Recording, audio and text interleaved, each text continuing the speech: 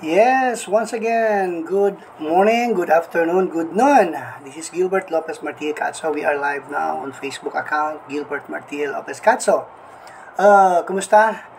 Happy viewing dia sa mga kaubanan nato sa Arroyo ng Matina Crossing. Ug di na po sa Tibalog, sa Apitong, Barangay La Libertad, Sitio Apitong. Sa atong mga grupo diya gina-maintain, no, ginaalagaan nato para lagi nga makatabang in taon-tang mahuas, no? Mahuas sa financial, magkaroon ng financial, at least financial freedom. Sama pud namo. Magkaroon ng financial freedom. Kagahapon, ng mga igsuon, nakatune in mo karon sa atong programang GMC Cafe sa account ni Gilbert Lopez Martilla Catso. Kagahapong adlaw kay nagisgot kita may tungod sa finances, unya daghan tag ubay-ubay pud nga mga comment nga nakuha, no? Medyo init gid siya karong panahon na asa naman tatong kuan pandaron nato ni gamay kay ayan, at least 30 minutes lang. Kay pertig yung iganga pag ulan taligo pero gipaningot na ta sa atong naman ta electric fan, nagtapad na tag electric fan. Ingani kainit karon mga gala, no, sa atong kalibutan. So ingani usab kainit ang atong politika, ug ingani pud kapinakainit ang atong mga sitwasyon sa atong komunidad. Of course, sa atong politika nganong sometimes pud na angay pud natong hisgutan kay ang atong kaugmaon sa ekonomiya diha gyud diha gyud maglay sa mga piliun natong mga leader, no, labi na sa nasyonal, mga senador, congressman, kay sila ang naga-legislate sa atong mga pamalaod, no. Sa naman ning kalibutan karon nga nahimo naman gid ning kuan, nahimo naman gid siyang black and white, color black, color white, sila maayo kita daotan. Og napoy uban nga kanang magstay in magstay in middle, in the middle lang. Well, ato nang ginarespeto. Karong udto mga igala maghisgot kita may tungod gyapon sa finances nato, no. Nga dili gyud maayo nga sawa pa kita mo asinso, dili ta masayod. Kailangan sa wapata mo asinso, makasabot na tag, makibalo na ta. Ug masabtan na nato ang dagan nga kung ano na nakita yung mga gunitan nga mga ubay-ubay na nga mga salapi. Nanatay bank, nanatay kwarta sa bangko, nanatay mga gitawag natog mga investment sa mga negosyo, mga gitawag natog mga savings group, no. So kailangan karon panandanig suon nga wala pa ta sa atong mga kamot ning mga kwartahan. Dapat o ang ngayon lang gyud nga kita makakatun, no? Makakatun na sa angay natong pagabuhaton. Kaya nga naman, sama sa akong ginaingon nga dunay studies lagi, gibasa na ko itong mga tao din, dunay upat ka buok nga isa ra gid sa upat nila ka buok, isa ra gid ang nag-successful. Nakaroon siya fish pond, pinakagamay niya isa 72. Wala man gid hinoy niabot og 100 pero nay 80, nay 60. Wala ko nagisgot og wala ko nagisgot og thousands. Nagisgot og 60 million pesos og 80 million pesos. So wala yung naka-indicate nga 100,000 pero sa akong pagkibalo murag na agyod, no. And then kana pinaagi sa loto og pinaagi sa gitawag og kaning sweepstakes kuna pa ba.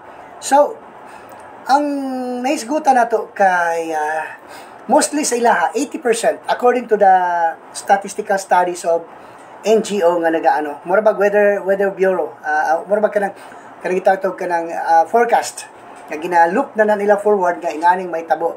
So doon na sila mga detector kung paano nila mahibawan, paano nila paano nila ma-detect kung unsa na ang dagan. Sama pud kanato karon natay gitawag og mga economist, no.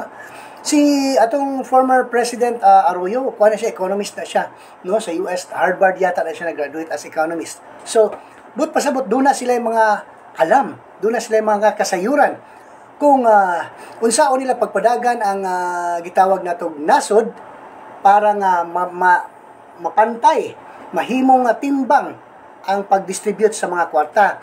Mura ba og sama sa usa ka pamilya, kung ang imong kwarta nakatutok lang sa usa lang ka, nakafocus lang sa usa ka area sa panimalay, halimbawa mayon ka nga ang tanan akong kwarta i-focus na ko sa pagpa-renovate, unya wala na kay pambayad sa kuryente, pambayad sa tubig, sa imong mga subscriptions, wala. maputlan kag suga, mawad-an kag tubig, mawad-an kag internet. Pero kung it is well divided and well budgeted, igsoon mulong tadyod kay nga naman gibudgetan siya na siya allotment.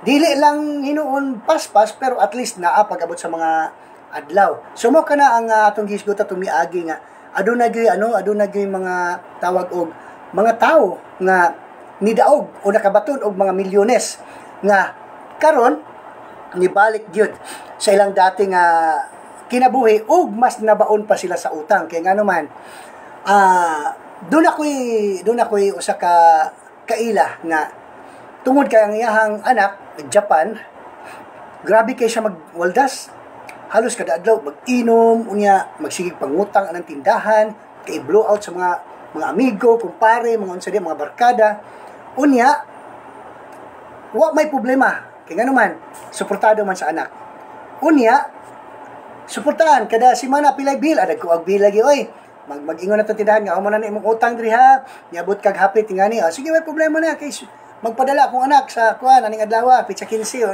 whatever. Padala. Karon na nahitabo. Nagka problema man ang anak dito. So pagka problema sa anak dito, wa makapadala, di makapadala. Nasuko ang amahan. Hindi maltrato ang anak, mo daw ni mo na nya. Ang yara, pag gigamitan sa kwarta, dili ra ba yung taon investment dito sa mayroong tagipa renovate niyang balay, mayroong gipaayo niya ang kural, nga wa ra ba yun ito makita. So nga na mga galang ang mga sitwasyon ba nga, kung muabot sa atong kinabuhi igsuon, wa pamantay kwarta no, hisgot pa man sa tuwa, o say lagi, may isa, so sige mo hisgot anang kwarta, unsa ang pag-budget, wa man mo yung mga kwarta. Mao na ang gitawag natong foolishness sa katao, nga sa wa pay kwarta, so wapay sa naanay kwarta di na gani makahinumdum kung saan niya nga i-manage ang kwarta mo nang nibalik sa maong nga sitwasyon. Muna nga kita din nag-aawhag ta wa pa man tay gigulitan nga mga milyones siguro karon pero at least man lang siguro inig moabot ng kwarta sa imuha kabalo na gyud kamo tawag og kabalo na gyud kamo budget mo pahamutang muhanay sa imuhang mga galastuhanan kay ngano man ang kwarta biya igsuon kung hindi alimbawa do na kay mo gitong giingon ako kung ano na kay napulo ka buok nga oportunidad or napulo ka buok nga panginahanglanon or do na kay napulo ka buok nga buta na to do na kay 1,000 pesos unsaon nimo ang 1,000 pesos isgot ka ingani buhaton ako na ngutahan naman ko na kanunay o ikaw madam sa buhaton nimo kung naa kay usa ka milyon siya ani, magbuhat ko balay, pati kong sakyan na, na kong mga anak, pati ko lang ako ani, o ni ana, naghan yun kayo. O niya, kasagaran yun dito, no, wagay mo sulti nga, wagay mo sulti nga, time na siguro nga, tunan ako, no? Tunan ako ang, unsa ang pag-manage akong kwarta, kay para dili mahurot dayon.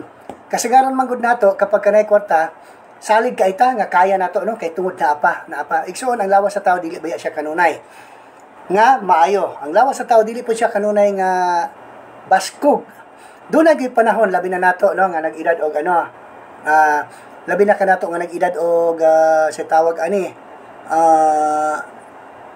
50 pataas no nag-edad og 50 pataas ang mahitabuan na karon igsoon you are not getting any younger. So dapat hinay-hinay na ka sa pagdisiplina nga dili na ka mulihok og kana di na ka mo kuan kay mga bugat no dili na ka kay mo og mga bugat kay ngano man mosugot sa dili ang atong lawas igsuon mo ano gina siya mo good morning yes good morning Teo maayong buntag dia Teo malipayong pagpaminaw si Teo Marquez yay ako ning estudyante taga SIR mga igala ako ning estudyante ka ano ko po to tawag dito estudyante ko po ito sa SIR dyan sa sa SIR Matina estudyante ko to si Teo isa po siyang keyboardist no natuto na itong mag-keyboard sa atin naturuan na natin at saka okay happy listening happy viewing kay Giselle Restauro no she's watching right now nasa sa ito isang si Giselle ay isang checker ng isang construction firm magandang trabaho nito marami na itong pera kaya yan, Giselle, pakinggan mong pag-uusapan natin. Ito yung palagi kong ina-advise sa inyo noon. Na tawag ito, mag-save money, at i-manage talaga yung finances, na wag lang basta-basta gumasta. Wag lang basta-basta mag-dispose ng pera. Kasi kapag winawaldas po natin ating pera, nandiyan na naman si Erwin. Erwin Perfinian, magandang tanghali sa iyo dyan sa Matina Crossing. Pero wala yata siya sa Matina Crossing ngayon. Si Erwin ay nasa kanyang pinagtatrabahuan. Maayong hapon. Yes, hapon na. Alauna na ba? Yes, magandang hapon po sa inyo dyan sa Arroyo. Alam ko wala ito siya ngayon sa Arroyo. Nagtatrabaho siya bilang isang embalmer, isang parang responder, nagre-referee din ito. If ever na may if ever na may tawag dito, yung malapit-lapit lang, Davao City lang. Kung nangangailangan po kayo ng referee, ito professional to, BAP, Basketball Association of the Philippines. License to siya na referee for the basketball. Kung kailangan yung kung gusto niyo ma-contact siya, sige, text niyo sa akin. Bibigay ko number niyo. Okay lang, Wino? Bibigay ko yung number mo para at least may sideline din tayo. So, happy viewing dyan sa inyo sa Arroyo. At saka, 3 na sila nag-pop up. So, tuloy po natin, finances. Ang daming masasabi ni Erwin dito kasi isa siya sa tinatawag na gumagawa ng mga ganung pamamaraan. Kasi ang daming, papayag kasi hindi. Is it 7 or 6? Yung anak niya. Tapos, ang trabaho niya, kaya nga ang trabaho niya ay ganito sa umaga, ganito sa hapon, ganun sa gabi. Grabe talaga, no? Mga overtimes talaga. Pinagugugulan talaga niya ng oras. Yung mga trabaho. Kasi naman, kailangan nating kumita. Kailangan nating magsunog ng kilay po. Pa-shoutout po sa asawa ko. Yes, shoutout daw. Shoutout dyan kay Grace sa Arroyo. Grace, shoutout daw. Ingon niya, sabi ni Erwin, ang iyong nag-iisa at napakabait at napakasipag na husband, Erwin Perpinian. So Grace, hindi ako nakapunta dun sa birthday nyo kasi busy masyado talaga. Ang daming ginagawa dito sa bahay. Lalong-lalo pa ngayon na apektado tayo sa economy, tinatawag na inflation ng US. So ito ngayon, na tayo. Bumalik tayo sa normal. Okay, kayo pastor, na-promote good tanan akong work. Yun lang sa na-remember ko, ha. He's an embalmer. He's a civic action sa barangay kasi volunteer din kasi ito, barangay police at saka civic action, talaga to siya. Nagli-lead ng grupo for the rescue. At saka, syempre, nagre-referee din siya. Ang daming, yun ang maganda dun. Marami kang alam. Kasi marami kang pinag-aaralan para magamit mo naman balang araw. Katulad ko nga, ito ngayon, naghihintay kami ng project. Ang inihintay ko, daghan kaayo ko. Wag mo nang sabihin. Sabihin mo, marami kang ganito. Kasi dinidiscourage ko yung mga tao na magsabi na marami akong dapat. Sabihin mo lang, marami akong tawag diyan. Kung sa Bisaya, gahinan, no? Pinaglalaanan sa Tagalog. Yun, tinamaan ko rin. Ba't kayo magtataka? O huwag kayo magtataka ba't nananagalog tayo? Kasi may mga tita ako sa Manila na friends ko rin. So, siguradong nakikinig sila at saka mga kaibigan nila. Pa-shoutout din sa, shoutout din sa Villagan. Saan yan? Villagan Funeral Home. Saan yan bandawin? At saka ano bang number niyan? Okay, marami akong pera. Yes, darating yung pera. Sabihin ko sa'yo, darating yon. Because, napag-usapan natin kahapon that God has given us the ability to acquire wealth. Nasa palibot-libot lang. Magmasid ka. Ay, nakalimot ka? Huwag mong kalimutan that God has given us the ability to acquire wealth. Kaya nga sabi ko, para wag tayong malimot, kung may Bible study tayo, umattend kayo. Pag may mga pulong-pulong na pinag-uusapan ay salita ng Diyos, kung maaari talaga, umattend kayo. Katulad nito, na pinag-uusapan natin ay salita ng Panginoon regarding doon sa in connection doon sa ating finances. Yan, sa Turil pala ito, malayo. Wow. Pero maraming pera yan. Anyway, mahirap din magiging embalmer, no? Kasi you are dealing with other people. Ikaw ang naghahanda para sa kanilang tinatawag na wake, sa kanilang haya, kumbaga sa Bisaya. So, ang finances kasi mga kapatid, hindi talaga ako naniniwala na kasi mostly sa nalalaman ko, sa pagkakaalam ko, at sa na oobserbahan ko, yung mga mayaman na nagiging nag-bankrupt ay madaling maka-recover. Compare sa mga hindi pa yumaman na hindi pa yumaman at mahirap na abutin yung pangarap na maging mayaman. Bakit?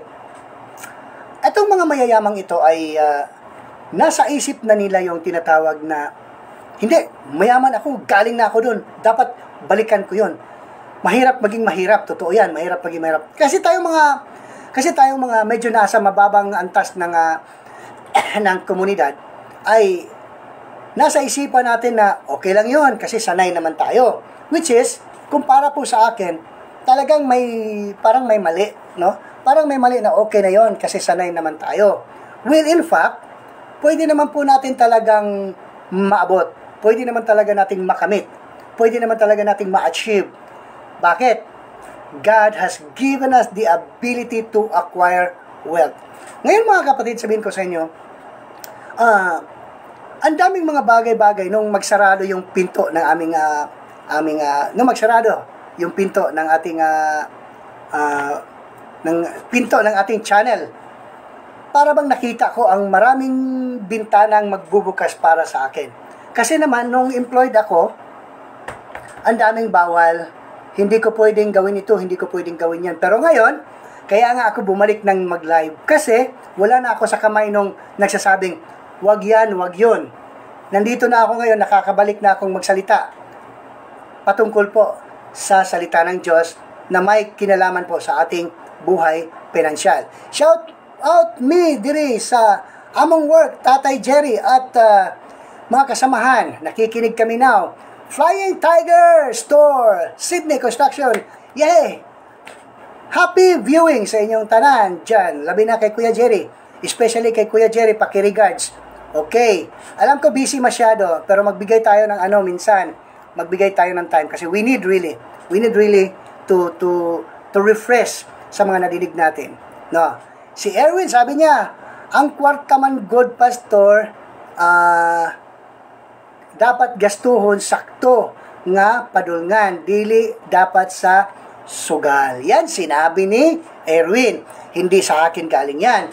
Kasi pag may pera tayo, ang naisip natin kaagad, ay mag-ano tayo, ganito, makinig kayo ha, dyan sa Arroyo. Hindi sa nangihimasok ako sa buhay ninyo, pero yung susugal talaga ay walang magandang patutunguhan po yan. So, kasi alam ko, meron kayong tinatawag na hub. Doon kayo pumupunta sa hub na yan at doon kayo naglalaro ng inyong mga kahilig-hiligang nawawalan kayo ng pera. Imbis na pambayad nyo ng kuryente, bato-bato sa langit, ang tamaan ay huwag magalit. Instead na ibabayad mo ka sa kuryente, ngayon natalo ka, gusto mong bumawi, pinakialaman mo yung pambayad ng kuryente. Nung natalo ka na, so wala ka ng pambayad ngayon at kinabukasan kailangan ng pera. So tatakbo ka doon sa taong nagpapautang. Ngayon, yung taong nagpapautang, hindi man po nagpapautang yan na walang tubo. Tinutubuan po yung pera na yan. So mas ngayon problema muna. Ba't mo pa kasi isinakripisyo yung perang yun na pambayad naman at saka hindi naman sa iyo yun. Kasi may mga kasi dyan, sistema dyan, grupo yan sila tapos isang bayad lang. So, ganun. Nako, iwanan nyo. Tama si Erwin. Thank you, Win, ha? Na ang kwarta, manggubasto dapat gastuhon. Sakto nga, padulngan. Dili dapat sa sugal. Yes. Kaya kung magsugal ka, nagsusugal ka po, talagang walang mabigay na kabutihan yan. Thank you, ha? Thank you. Thank you sa comment. Magaling. Tapos, ingon si Giselle, amen daw. So, well, may mga testimonies din naman talaga na, dapat ilaan sa pamilya ang patutunguhan para matiwasay ang pamumuhay sa isang pamilya na walang gulo. Talagang walang gulo. Kasi sa pamilya na ilaan yung pera.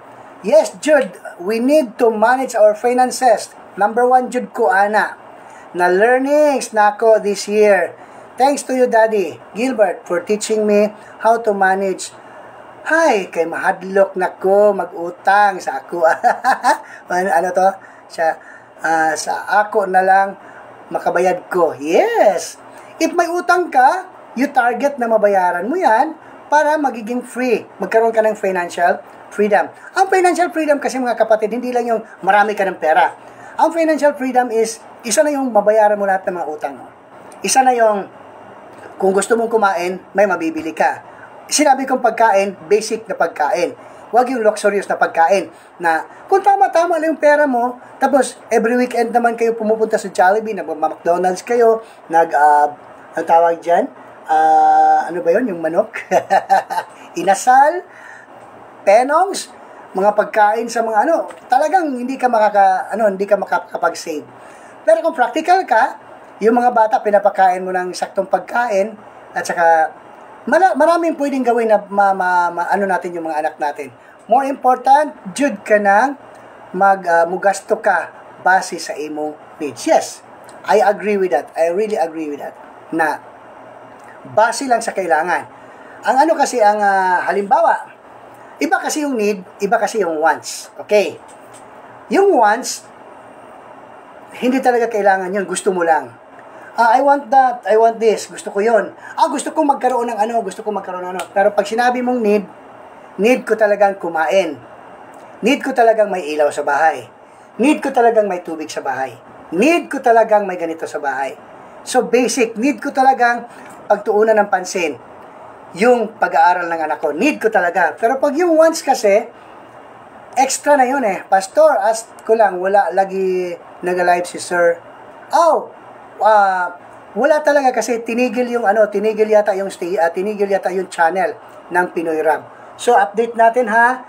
Yung Pinoy Rab YouTube channel ay hindi na wala na kami doon kasi yun nga due to tinatawag natin na inflation doon sa US. Tinamaan yata talaga ang company nila or tinamaan yung personally tinamaan. Tsaka si Rab naman kasi talaga is a retirable person. Baka na forced to retire kaya hindi niya ina-anticipate. The other story, I don't know. Basta yan ang pagkakaalam ko. So, yung channel is sinarado. And malungkot siya na nagpaalam. Hindi siya nakapagpaalam ng verbal, kundi nagpapaalam siya through the message na lang. At saka ako rin naman ay nalungkot rin naman ako kasi may pinagsamahan tayo pero wala tayong magawa po kasi ganun po talaga. Nung matapos yung election noon, sabi niya, parang dismayado ako, bakit nanalo si Trump? Kasi alam niya talaga na pag si Trump ang mananalo, talagang malaki ang mawawala sa mga maliliit na tao. Katulad din po dito sa Pilipinas, no? Si Trump kasi ay isang businessman. Maka-elite, maka-burgis. So he will not really look to the future of those nasa average lang. Ang sa kanya is para maraming perang papasok sa state at tataas ang ng buhay sa state. Paano kung tataas ang buhay sa state yung mga tao naman ay mahihirapan? Kaya nga 25% po ng supply sa US ay galing ng China. Talagang ipinul out ni Trump. Grabe no? 25%, biruin mo 35%, my God. Kapatid, 4% yun. Tawag dito, malaki yun. 1/4 ng supply ng Amerika ay galing po ng China. At ngayon, China hindi na papapasukin yung product ng China kasi bibigyan niya ng diin ang mga produkto rin na nag-invest doon sa Amerika. Yun ang masaklap doon. Katulad din nangyayari sa atin ngayon na sinabi ng ating Pangulo na ngayon maganda na takbo na ekonomiya kasi marami nang pumapasok. My God. Tapos tayong mga nasa ibaba. So, kaya nga, eto, nagpag-usapan natin ngayon, bakit noon apektado yung kapag kasi sinasabing tataas yung presyo ng bigas, sino ang nagrereklamo? If the door is closed, there always a window wide open. Amen. Pag may nagsaradong pinto, may magbubukas. Maraming bintanang magbubukas para sa atin. Sa akin yon, tatanggapin ko yon.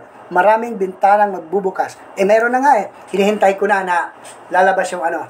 So, balikan po natin. Hayaan nyo, dadagdagan natin ng dadagdagan natin 10 minuto. It is a 30-minute na lang. So, ganito, pag sinabing tataas yung presyo, sino ba ang nagrereklamo? Kung sa level of society, the elite, the average, and the poorest, 75-65% yata tayo or tayo ang nagrereklamo. Bakit? Wala silang pakialam kung tataas ang presyo ng bigas. Bakit? Sila naman ang nagtitinda ng bigas. Sila ang supplier ng bigas. At saka yung bigas, kung tumaas yung presyo nun, mas gaganahan sila. Bakit? Tataas yung revenue nila, tataas yung kita nila. Tayong nasa baba na tayong consumer, syempre magmamaktol talaga tayo. Bakit tumaas? Hindi nga tumaas yung sweldo. Kaya nga sabi ko, tama hindi problema ang pagtaas ng presyo ng bigas kung may pera kang pambili. Tama. So hindi problema yung kapatid, hindi problema yung presyo. Ang poproblemahin natin paano lalago yung finances natin. Paano maging stable yung financial stability natin. Bakit? Kapag ka may pera ka, hindi pwede. Hindi problema ang bibilhin. Okay, mga pobre pastor. Yes, yung mga mahihirap nga. Yung mga mahihirap. So, sabihin ko this is my personal experience. Nung nasa tawag dito, yung nasa stage ako na buhay pa yung channel. Ang dami kong taong matutulungan. Ayan, nagla-live siya pero nanonood siya. Tama ba ako? Hindi. Nanonood talaga siya. Ang aming founder, i-welcome po natin si Ed Sanoy Mandriquez. Kumusta na dyan sa Manila, founder? Ito yung founder namin sa Villa del Puso. Napakabusilak ng puso na taong ito. Hindi ito uuwi na hindi makapagbigay sa amin. Talagang nakaka-touch siya. He is very lenient, very generous, no? At saka, retired na ito May pension na. Ako, sabi ko, 55 na ako. Gusto ko na maging 57, 58, para magiging 60 na ako. Sabi, ba't nagmamadali ka ba? Ang daming privilege ng senior citizens. Ang daming privilege talaga. So, sayang, no? So, balikan natin. May 5 minutes pa ako. 8 minutes. 7. Hindi naman problema talaga ang pera. Kapag ka marami. Pero kapag ka wala, katulad ng okay, masarap pumunta sa ganitong lugar. O sige, punta tayo. Halimbawa, barkada. 10 silang barkada o 5. 10 silang barkada. Ngayon, gusto nilang pumunta sa ganitong lugar o gusto nilang kumain sa ganyang lugar. Tapos, sabihin, saan lugar tayo kakain? Yung iba na may pera, isipin nila yung mahal na restaurant. Yung iba naman na may pera lang, sabihin nila, pwede ka tayong kumain pero sa average na restaurant lang. Yung walang pera, alam mo kung ano isasagot nun. Kayo nang bahala. At saka, kayo na lang pumunta doon. Parang ganon. So, hindi po problema ang pagkain. Ang problema, ang pambili po ng pagkain. So, ganon ko sinasize up yun. Kaya, ginaisip ko talaga that we have the ability to acquire wealth. Kung marami kang talent, kung marami kang nalalaman, natutunan, no? Sabi niya, kaya nga pastor, kailangan ang diskarte mo sa paanong paraan para makabili ka ng bigas at ulam. Tamang-tama talaga. Yes, tama talaga. Diskarte sa buhay. So, ang lang doon is kung saan ka, paano mo palalaguin. May talent naman tayo, may skills naman tayo. Gamitin po natin yun. Huwag tayong tawag dito. Kung mahihain ka, nako, magugutom ka. Pero kahit na wala ka gaanong alam, pero hindi ka mahihain, matututo ka rin, matututo ka. Ano lang yun ganun lang yun. So sa atin naman dito, ang maibigay ko lang is, sana, sa panahon na may ganitong crisis, musta bro, Sino ba si ano? Si Mordecai Jan, alam mo bro. Si Pastor ano ito? Si Pastor Hill. Tama ba? Tama ba ako? This is si Mordecai Jan. Sino ba si Jan Mordecai? Hindi ko kasi ma-open. Buksan ko nga dito kung sino yan si Mordecai Jan. Anyway, 2 minutes na lang ako, no? Hindi ko tatagalin itong mga kaibigan kasi aalis pa ako, marami pa akong gagawin. Anyway, kung may mga tanong kayo, ha? I-send nyo lang. Saan to galing? Okay. So, tinan nyo na, may dumating na pera. Yan, ganun lang. So, ako pa daw, talented ako. Tama nga, si Pastor Hill nga. Nako, congratulations, Pastor, di tayo nagkausap. Talaga, I am happy for you. May ano ka na ngayon, may anak ka na ngayon. No?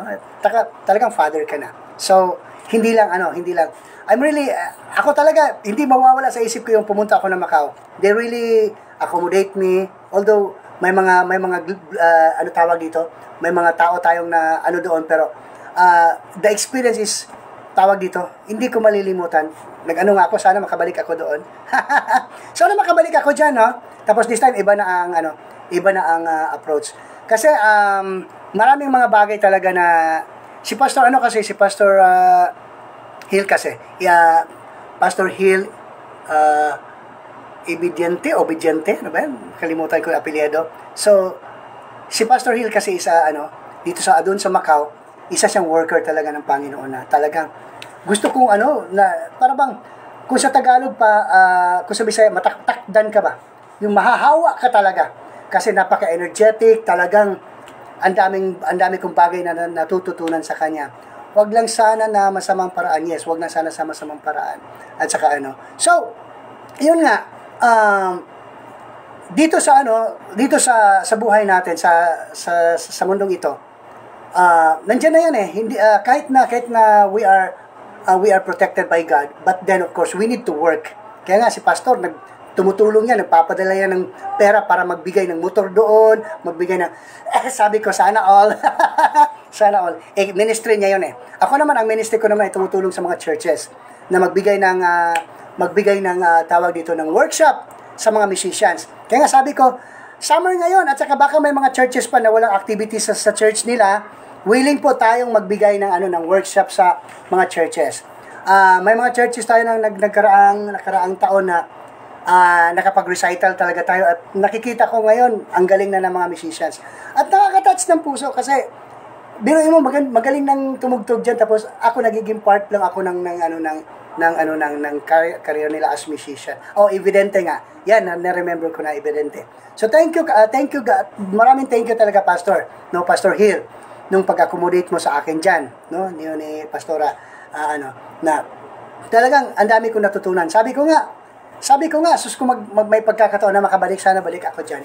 Kasi may gusto akong gawin. Marami akong gustong gawin lalo na ngayon nag-independent na ako, for information kasi nagiging almost years, sobrang taon magpapatakbo kami ng isang channel at well compensated talaga kami. Itong investment ng studio sa bahay, ito studio man to. This is a product of the kaya nga hindi meron tayong air condition dito pero ginagamit ko lang kung mag-broadcast ako. Kasi company paid yun noon. Ngayon wala nang company na magbabayad, so ako na magbabayad. Salamat Pastor at salamat at yes, masarap magiging blessing din sa iba. Ang dami ko rin natulungan nung nasa channel ako. So wala na tayong oras mga kapatid, It's already 1:09. So please allow me to lend a prayer for each and everyone.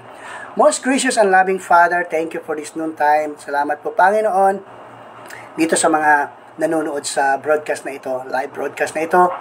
Salamat at nakikita po ninyo yung mga concern po ng bawat isa. They are very disturbed sa finances nila.